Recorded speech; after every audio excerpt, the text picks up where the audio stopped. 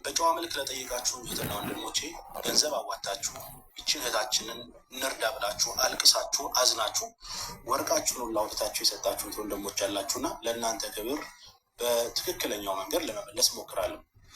ዩቲዩብም ቲክቶክም ሲቀዘቅዝበት የሌላን ጉዳይ እንደ አጀንዳ አድርጎ እየመጣ ህዝቡን የሚያስጮህ ምንም ሳይረዳ ተቆርቋሪ መስሎ ለሚመጡች ለእነሱ መልስ የለኝም ከይቅርታ።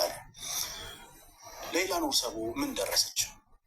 ሌላ ኑር ሰቦ ኦልሬዲ እንደምታውቁት ሳውዲ አረቢያ የነበረች የሞት ፍርድ የተፈረደባት እህታችን ነች። በነፍስ ማጥፋት ወንጀል ተከሳ የሞት ፍርድ የተፈረደባት። የሟች ቤተሰቦችም 2 ሚሊዮን የሳውዲ ሪያል ካሳ ጠየቁ። ያንን ገንዘብ እናትና አባት መክፈል ስላልቻሉ በሚዲያ እህታችን ፋሲካ ባወጣቸው መሰረት በሚዲያ ጠየቁ። ከዛም ደግሞ ጉዳዩ ወደ እኔ ሲደርስ እንዲሁ የመጀመሪያውን ጥይት ወደ ሰማይ ተኩስ እህታችን ሌላ ኑር ሰቦ ከሞት እንድታደጋት የሚለው የእናትና የአባቷ ዱዓ ምናልባት እሷም ያደረገችው እስር ቤት ውስጥ ሆና ያደረገችው ዱዓም ደርሶላት ይሁን ዓለም ስለ እሷ አለቀሰ። ስለ እሷ ያለ የሌለውን ገንዘብ አወጣ። ገንዘብ የለኝም ቀለበቴን ሁሉ ውሰዱና ሽጣችሁ ለእህቴ ያድርጉልኝ እስከመባል ድረስ የእሷ ጉዳይ ላይ በጣም ሰፊ የሆነውን የሚዲያ ከቨሬጅ ያዘ። እኔና ጓደኞችም በሚዲያ ከ2 ወር በላይ የልጆቻችንን ጊዜ ተሻምተን ለዚህች እህታችን ገንዘብ ማሰባሰብ ጀመረ። ገንዘብ የምናሰባስበው በእናት በአባትና በወንድም ስም በተከፈተ አካውንት ነው የሚገባው። በአቡ አሚራ ወይ ደግሞ በተስፋዬ ወይም በወንድም ካሊድ ወይም በአሲያ እንዲሁም አብረውን ሲሰሩ በነበሩ ወንድምና እህቶች አይደለም ሲገባ የነበረው። የተጠየቀ 2 ሚሊዮን ብር ነው የገባው። በሳውዲ አረቢያ አካውንት 300 ምናምን ሺህ ብር ገደማ ነው። በኢትዮጵያ አካውንት ደግሞ 37 ሚሊዮን ብር ተሰብስቧል። እነ ወንድም ካሊድ እና እነ ተስፍሽ ባደረጉት ከባድ ትግልና ጥረት በኢትዮጵያ ብሔራዊ ባንክ ከፍተኛ ብር ያለምንም በብላክ ማርኬት ሳይሆን በቀጥታ እንዲላክና ብዙ ሳይወጣ በአጭር ቶሎ እንዲሄድ የተደረገበት መንገድ ነው ያለው። ያም ደግሞ 2 ሚሊዮን ለመሙላት የሚቀረው ገንዘብ የኢትዮጵያ 28 ሚሊዮን ብር ነበር። እናትና አባት መጥተው ያንን ገንዘብ ወደ ሳውዲ አረቢያ በተከፈተላት አካውንት እንዲገባ ተደረገ። ገንዘቡ ከገባላት በኋላ ኦልሞስት ወደ ሟች ቤተሰቦች የገንዘብ ካሳ ለጠየቁት ቤተሰቦች 2 ሚሊዮን ብር ተከፈለ። በኢትዮጵያ አካውንት በእናት በአባቷ እንዲሁም ደግሞ በወንድሟ በሶስቱ በተከፈተው አካውንታቸው ቀሪ 9 ሚሊዮን ብር አለ ማለት ነው። እሱን ያው አላህ ፈቅዶላት እህታችን በሰላም ከወጣች የምታገለገልበት ይሆናል። 12 ዓመት አካባቢ ታስራለች። ብዙ መስዋዕት እንከፍላለች። አላህ መቼም አዝኖላት እዚህ መታገሯ ላይ እንድትንቀሳቀስ ያግዛታን በሚል ለቤተሰቦቿ ትተነዋል። የእኛ እህታችንን ከሞት ፍርድ ማስጣል ስለነበረ ስራችን አልሐምዱሊላህ ረብል ዓለሚን። ይህ ገንዘብ ወደ ሟች ቤተሰቦች ካሳ ሲከፈል እህታችን ሌላ ከነበረባት የሞት ፍርድ በነፃ ተገላገለች። የሞት ፍርዱ ተነሳላት ማለት ነው። በቅርቡ እናትና አባቷን እንዲሁ ላይቭ ላይ አምጥቼ ባደረግኳቸው ኢንተርቪው እናትና አባቷ እህታችን ማነው ልጃችን ደውላልን ነበር። እኔ ጋር የነበሩ የሞት ፍርድ የተፈረደባቸው እህቶች አላህ ይማራቸው የሞት ፍርዱ ተፈጻሚነት ተደርጎባቸዋል። እኔ ግን በመላው ኢትዮጵያ ርብርብ የሞት ፍርዱ ተነስቶልኛል። ከዛ በኋላ ያለው የሳውዲ አረቢያ የሀገሪቱ የህግ አካሄዳል እስር ሊኖር ይችል ይሆናል፣ ወይም ደግሞ ምናልባት የሞት ፍርዱ ከተነሳላት በኋላ የሚካሄድባቸው የቢሮ ጉዳዮች ሊኖሩ ይችላሉ። እስካሁን ድረስ ግን ጉዳዩን በክትትል የያዙት ሪያድ ውስጥ ያሉ ኮሚቴዎች እና የሪያድ ኤምባሲ አምባሳደር ናቸው። እንደነገሩን ወንድማችን ደውለን እንደነገሩን ጉዳዩን የሪያድ ኤምባሲ ስራዬ ብሎ ይዞታል። እንዲሁም ደግሞ ሪያድ ያሉ ኮሚቴዎችም ጉዳዩን ይዘውታል። የእኛ ገንዘብ የእኛ አቅም እስከምን ጊዜ ድረስ ነበር? ይቺ እህታችንን የሞት ፍርዱን እስከ ማስነሳት ድረስ። ከዛ ማለፍ ብሎ ገንዘቡ እንደተከፈለ የምትወጣ ቢሆን ደስታው እጥፍ ድርብ የሚሆነው ለእኛ ነበር። ምክንያቱም 2 ወር ሙሉ ልጆቻችንን ማስጠናት፣ ልጆቻችንን አቅፎ መተኛ ትተን ለረጅም ሰዓት ግሩፕ ፈጥረን ስናሰባስብ የነበረው በነገራችን ላይ ያለምንም ቤኔፊት ነው። ኢትዮጵያ ውስጥ እንደሚያስተባብሩት ሰዎች ኮሚሽን ተከፍሎን አይደለም ይሄን የምንሰራው። ፈጣሪ እናገኘዋለን አላህ ይህንም እንዳይከፍልናል በሚል ነው የምንሰራው። 2 ወር ሙሉ በሰራ ነው ደስታው ለእኛ እጥፍ ድርብ ነበር። ነገር ግን የሀገሪቱ የአሰራር ሂደት አለ። እሱን ተከትላ ትወጣለች።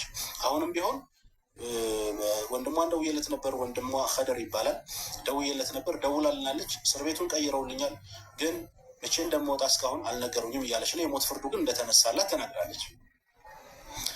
ስለዚህ አንድ ማድረግ ያለብን ምንድን ነው? እህታችንን እስከምትወጣ መጠበቅ ነው። ያው የሀገሪቱ ራሱን የቻለ ህግ ስላላት 2 ሚሊዮን ስለተከፈለ የምትወጣ ቢሆን ወዲያው ያወጧት ነበር። የሞት ፍርዱ እንዲነሳላት ሆኗል፣ ተነስቷል። የምትወጣበትን ጊዜ ሁላችንም በጉጉት የጠበቅን ነው። ከዛ በመቀጠል ግን እስኪ ትዝብቶቼን ልግለጽ እባካችሁ። ይህን ቪዲዮ ሼር ኮፕሊንግ አድርጉልኝ ለሌሎች ሰዎችም እንዲደርስ።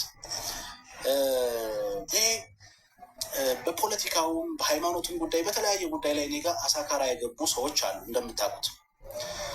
እነዚህ ሰዎች ይህንን አጋጣሚ እንደ መጠቀሚያ እኔን እንደ ማሸማቀቂያ እያደረጉት ነው ያለሁት። አቡ አሚራን በሌላ ጉዳይ ብንጠይቀው ይሸማቀቃል ብለው እያሰቡ ሰድቦ ለሰዳቢ ሰው። በነገራችን ላይ የምትሰሩት ኸይር ስራ በምድር ላይ በሰማይ ቤትም ተከፋይ ስለሆነ የምንሸማቀቅበት ጉዳይ አይደለም። ያዳነው የሰው ነፍስ ነው። በእስልምና ሃይማኖት የአንድን ሰው ነፍስ ያዳነ እዚህ ምድር ላይ ያለን ሰው ነፍስ እንዳዳነ ይቆጠራል ይላል።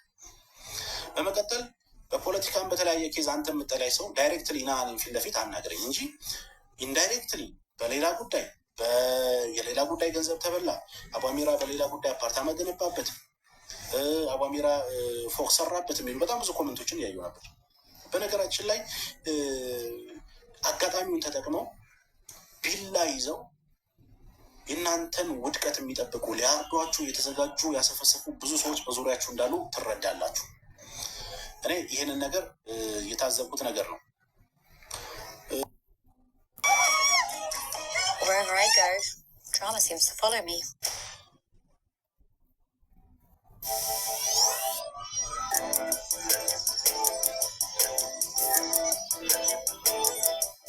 ዘብኩት ነገር ነው።